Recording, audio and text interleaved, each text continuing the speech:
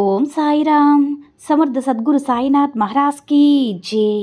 సాయిబాబా భక్తులందరూ కూడా నమస్కారం అండి. సాయినాథుని ఆశీస్సులతో అందరూ కూడా సుఖంగా సంతోషంగా అష్టైశ్వర్య ఆరోగ్య అభివృద్ధితో ఉండాలని మనస్ఫూర్తిగా కోరుకుంటూ ఈరోజు ఈ వీడియోని మొదలు పెడుతున్నాను. ఈరోజు వీడియో ఏంటంటే, నువ్వు ప్రాణంగా ప్రేమించే బంధం తలుచుకుని వినిబిడ్డ. శ్రీ షిరిడి సాయిబాబా ఆశీస్సులతో జ్యోతిష్యం చెప్పబడను. స్త్రీ పురుష వశీకరణం 100% చేయబడను.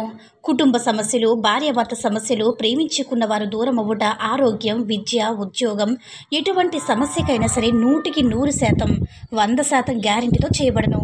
నమ్మకంతో కాల్ చేయండి. ఫోన్ ద్వారా జ్యోతిష్యం చెప్పబడను. గురూజీ ధర్మరాజు గారి ఫోన్ నెంబర్ 8008366716. ఆ బంధం 10 నిమిషాల్లో నీవసమవుతుంది అని మన బాబాగారైతే ఈరోజు మనకి చాలా చాలా అద్భుతమైనటువంటి సందేశంతో అయితే మన ముందుకు వచ్చారండి. మరి మన బాబాగారు ఏమంటున్నారంటే, బిడ్డ, నువ్వు ఏ బంధాన్నైతే తలుచుకుని వింటావో 10 నిమిషాల్లో ఆ బంధం అనేది నీవసమవుతుంది. ఇది 1000కి 1000% నిజం. జాగ్రత్తగా వినమ్మా. ఏదైనా సరే తల్లి, ప్రతి మనిషికి కూడా తనకిష్టమైన బంధం ఏదైతే ఉంటుందో, అది భార్యాభర్తల బంధమైనా, ప్రేమికుల బంధమైనా, లేకపోతే తల్లి బిడ్డల బంధమైనా, లేకపోతే ఏ ఇతర స్నేహ బంధమైనా, ఏ బంధమైనా కానీ ఆ బంధం అనేది నీకు నచ్చినప్పుడు ఆ బంధం కోసం, సంబంధం కోసం మనిషి ఎంతకైనా సరే దిగజారుతాడు, ఎంత దూరమైనా సరే వెళతాడు.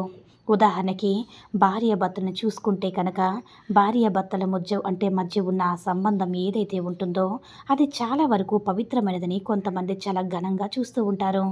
భర్తని మనం ఉదాహరణకి గమనించినట్లయితే, భర్త మీద భార్యకు చాలా చులకన ప్రభావం. అందరి గురించి కాదు, ఎవరో కొంతమంది మాత్రమే ఇలా ఉంటారు. వారి గురించి చులకన ప్రభావం అంటే, మేము మగవారం, మేము తీసుకొచ్చి పెడితే కూర్చుని వండి పెట్టడానికి ఏదైనా సరే మీకు ఏమంటే ఏదైనా సరే భార్యని లెక్క లేకుండా మాట్లాడుతూ ఉంటారు.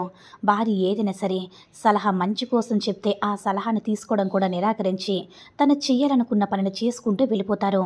అప్పుడు ఆ భార్య, నేను తన కోసమే కదా మా పుట్టిన నుంచి ఇక్కడికి వచ్చింది, తను నన్ను అసలు పట్టించుకోవడం లేదు, నన్ను నిర్లక్ష్యం చేస్తున్నాడు, తను నేను చెప్పిన మాట వింటే బాగుంటుంది కదా, తను కూడా అందరి భర్తల్లాగే నన్ను ప్రేమగా చూసుకుంటే బాగుంటుంది కదా అని చిన్న చిన్న గొడవలనేవి మీ మధ్య తరచుగా వచ్చి చిలికి గాలి వానలా అయినట్లుగా పెద్ద గొడవలుగా మారిపోయి దూరాన్ని ఇంకా పెంచేస్తూ ఉంటాయి. కొంతమంది అయితే విడిపోయిన బంధాలు, భార్యాభర్తల మధ్య బంధాలు కూడా ఉన్నాయి. అటువంటి వారు కూడా ఏం చేయాలో తెలియక దిక్కుతోచని స్థితిలో మనసులో తమ భార్య తమకు కావాలనిపిస్తుంది, తమ భర్త తమకు కావాలనిపిస్తుంది, కానీ ఏవో కొన్ని కారణాలు అడ్డగిస్తూ ఉంటాయి.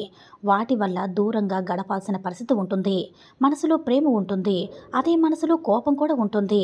ఎక్కడైతే కోపం ఉంటుందో అక్కడ ప్రేమ కూడా ఉంటుంది. అలా ప్రేమికుల మధ్య బంధమైనా కానీ, లేదా తల్లి బిడ్డల మధ్య బంధమైనా కానీ, కోడల మధ్య అంటే ఏదైనా సరే, కొంతమంది కొడుకులు కొంతమంది భార్యలతో చెప్పిన మాటలు విని తల్లిని సరిగ్గా పట్టించుకోకుండా ఉంటారు. ఇలా ఏ సంబంధమైనా కానీ అది మంచిదై ఉండాలి. వేరే వారి యొక్క భార్య మీద కన్నేసి ఆ భార్య కావాలని కోరుకుంటే అది మహాపాపం అవుతుంది.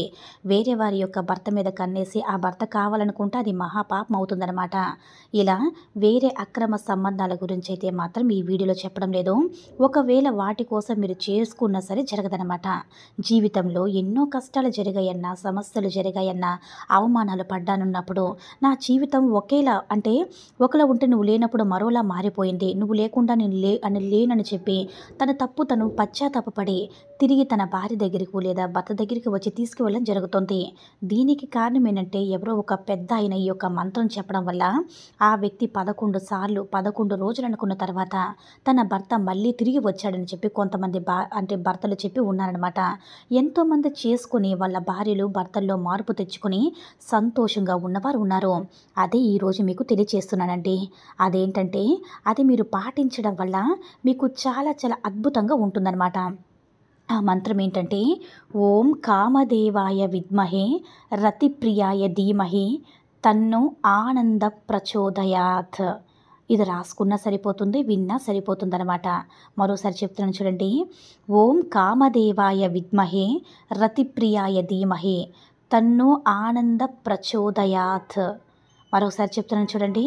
ఓం కామదేవాయ విద్మహే రతిప్రియాయ ధీమహి తన్నో ఆనంద ప్రచోదయాత్ అనేటటువంటి మంత్రాన్ని మీరు 11 సార్లు విన్నా పర్వాలేదు, ఒకవేళ రాసుకున్నా పర్వాలేదు. అయితే మీరేం చేస్తారంటే 11 సార్లు ఇలా ఉదయం నిద్ర లేచాక ఒక పేపర్ మీద రాసుకొని బుక్‌లో పెట్టుకోండి. అలా రాసి పెట్టుకున్న తర్వాత 11 రోజులు వరుసగా ఉదయాన్నే నిద్ర లేచిన వెంటనే 11 సార్లు ఈ మంత్రాన్ని చెప్పుకోండి. అలాగే పడుకునే ముందు ఈ మంత్రాన్ని 11 సార్లు చదవడం గానీ, రాయడం గానీ, కేవలం పలకడం వల్ల కూడా పలకవచ్చు. చదవలేమనుకున్న వాళ్ళు కూడా ఈ యొక్క మంత్రాన్ని విన్నా సరే సరిపోతుంది. రాత్రి పడుకునే ముందు 11 సార్లు, ఉదయం లేచాక 11 సార్లు చదివినా, విన్నా సరే మీకు ఫలితం అనేది బ్రహ్మాండంగా వస్తుంది. ఇలా మీరు ఏ బంధం గురించైతే కోరుకుంటున్నారో వారి పేరును సంకల్పంగా మీ మనసులో చెప్పుకోండి. అలా వారు నన్ను అర్థం చేసుకుని తిరిగి మా బంధాన్ని నిలబెట్టండి. మమ్మల్ని కలపండని చెప్పనుకుని నమ్మకంతో 11 రోజుల పాటు మీరు ఏ మంత్రమైతే 11 సార్లు అంటే ఉదయం 11 సార్లు, సాయంకాలం 11 సార్లు కనుక చేసుకున్నట్లయితే తప్పకుండా రిజల్ట్ అని చూస్తారు. మీ బంధం మీకు దగ్గరవుతుంది. ఖచ్చితంగా మీ జీవితంలో ఆనందాలనేవి వెల్లివిరుస్తాయి. ఒక్క విషయం గుర్తుపెట్టుకోండి. బంధువులు ఎవరు తప్పు ఉన్నా, ఎవరు పొరపాటు చేసినా, ఎవరికి ఆవేశం ఉన్నా వారిద్దరూ కూడా కొంచెం తగ్గి పేరు ప్రేమపూర్వకంగా మాట్లాడుకుంటే అన్నీ కూడా తొలగిపోయి సుఖ సంతోషాలతో జీవిస్తారు అని మన బాబాగారు ఈరోజు మనకి అద్భుతమైనటువంటి సందేశాన్ని అయితే అందించారండి. సాయి మహిమల ద్వారా వచ్చిన ఈ సందేశం మీ అందరూ కూడా నచ్చిందని అనుకుంటున్నాను. ఈ వీడియో కనుక నచ్చినట్లయితే లైక్ చేసి షేర్ చేయండి.